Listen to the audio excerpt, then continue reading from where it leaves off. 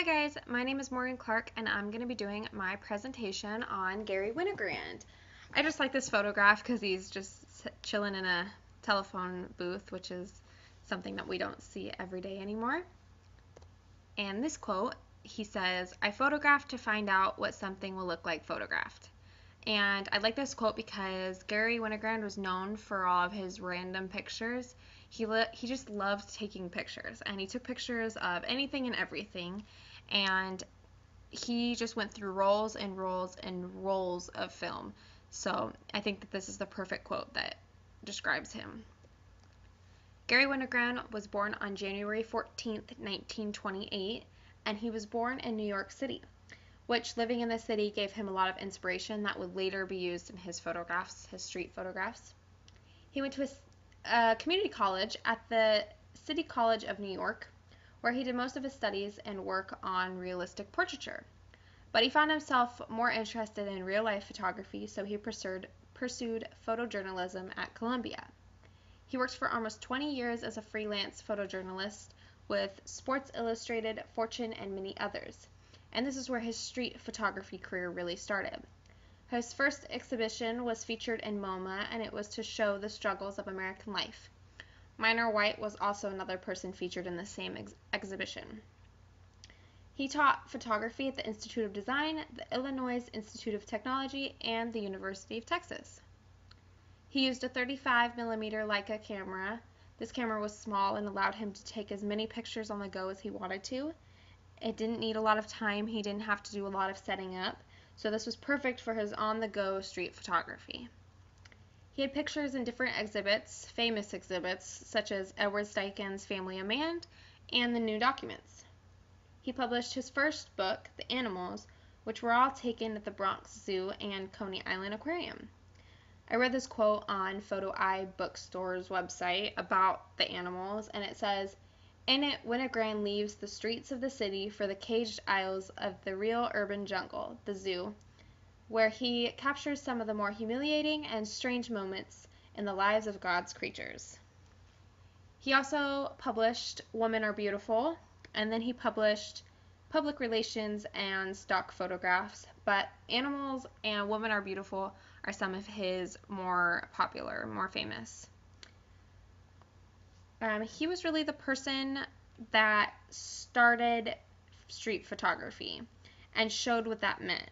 And people were really able to make a connection with his art in a more social context rather than portrait or still life. He really pioneered the term snapshot aesthetic. As we've learned about this before, his pictures really show what that means.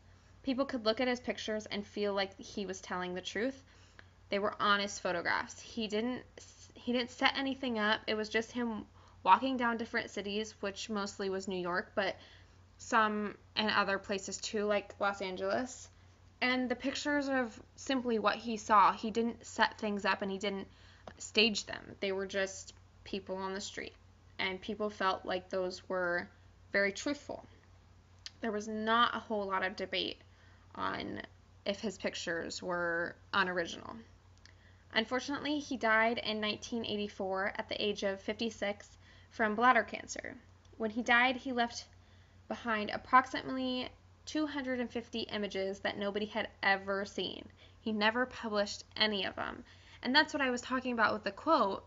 He photographed everything, and he had so many pictures left behind that nobody ever really got to see. A lot of his pictures are called untitled, and I think it's because he never really published any of those, and when people found them, they fell in love with all of those pictures. So here we're going to start looking at some of his pictures.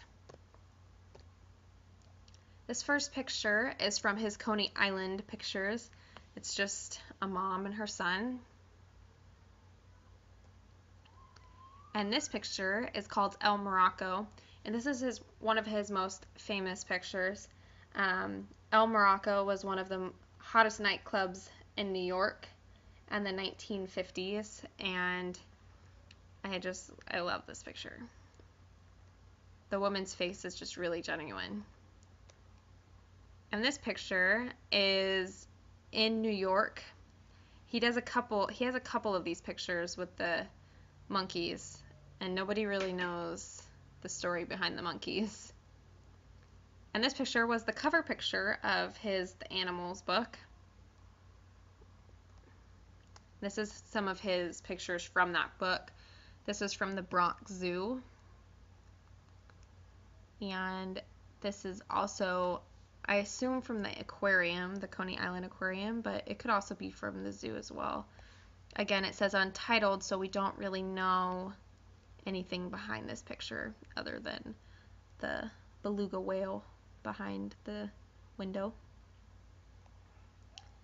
And this picture is pretty famous. It's titled New York World's Fair, and I think it's funny because all of the girls are into something else. They're all out and they're all thinking about something else. They're all concerned with different things. And here's another picture with the monkeys. This was in Central Park, the zoo.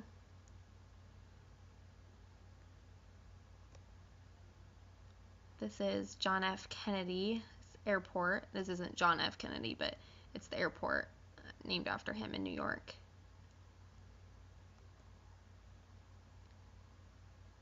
And this picture is part of his Women Are Beautiful book. I love this picture. And here's 3 women.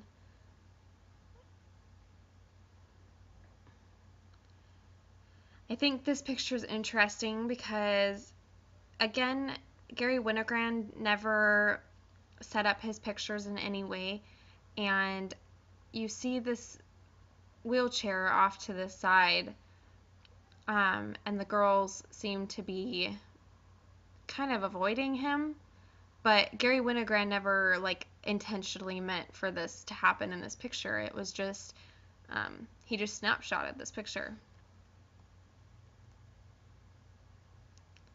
And this picture is pretty interesting because he took a ton of pictures the night that he took this picture. This was part of his Women Are Beautiful, again.